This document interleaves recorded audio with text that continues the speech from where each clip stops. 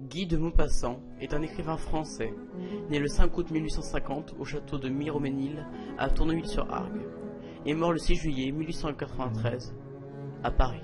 Château de Tourneville-sur-Argue. Paris. Les Maupassant étaient une vieille famille venue de Lorraine qui s'était installée en Seine-Inférieure, aujourd'hui Seine-Maritime en Normandie, au milieu du XIXe siècle. Son père, Gustave de Maupassant, avait épousé en 1846 Laure Le Poitevin, une demoiselle de la bonne bourgeoisie. Couple du XIXe siècle.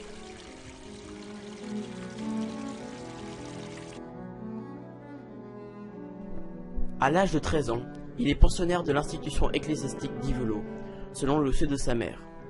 C'est dans ces lieux qu'il commence à versifier. De sa première éducation catholique, il conservera une hostilité marquée envers la religion. Il finira par se faire renvoyer.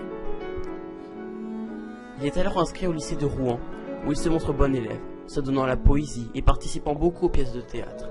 À cette époque, il côtoie Gustave Flaubert, dont il deviendra le disciple. Bachelier des lettres en 1869, il part étudier le droit à Paris, sur le conseil de sa mère et de Flaubert.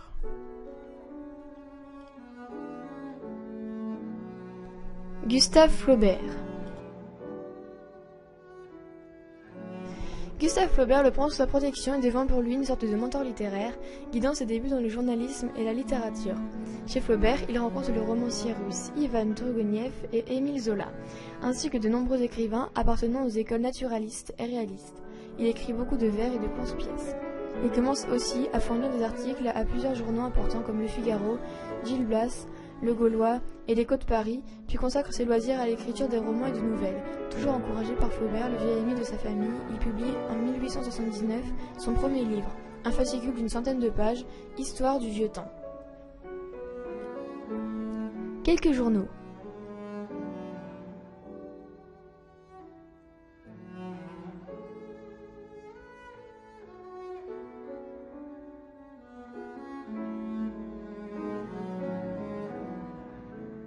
La décennie de 1880 à 1890 est la période la plus féconde de la vie de Maupassant.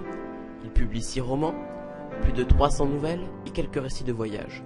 Rendu célèbre par sa première nouvelle, Histoire du vieux temps, il travaille méthodiquement et produit annuellement 2 et parfois 4 volumes. Le sens des affaires joint à son talent lui apporte la richesse.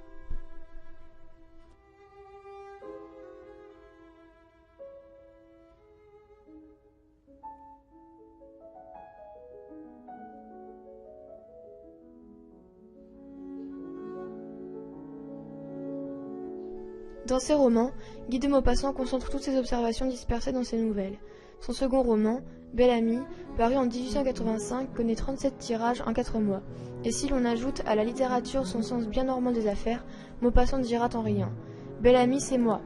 Des ouvrages marquants par le style, la description, la conception et la pénétration s'échappent de sa plume féconde.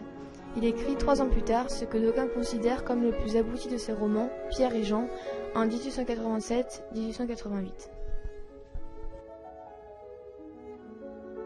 Pierre et Jean.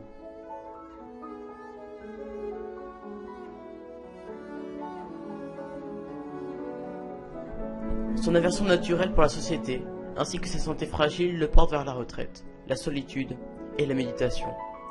En 1887, son frère Hervé est interné une première fois et retombe malade en fin d'année.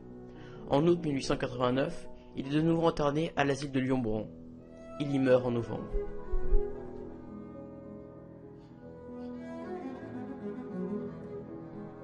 Fin d'une vie.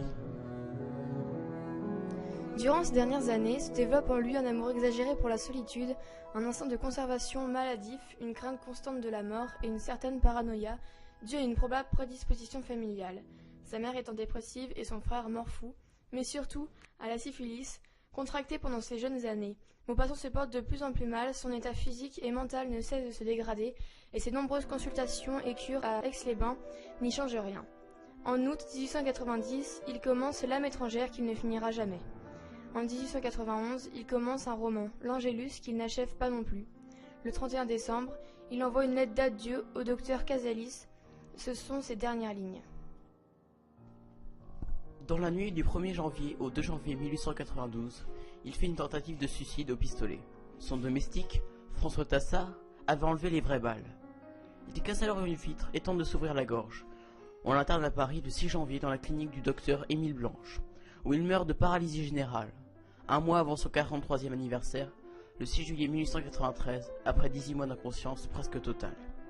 Sur l'acte de décès figure la mention « né à Sotteville, près d'Yvetot », ce qui ouvre la polémique sur son lieu de naissance. Il est enterré au cimetière du Montparnasse, à Paris.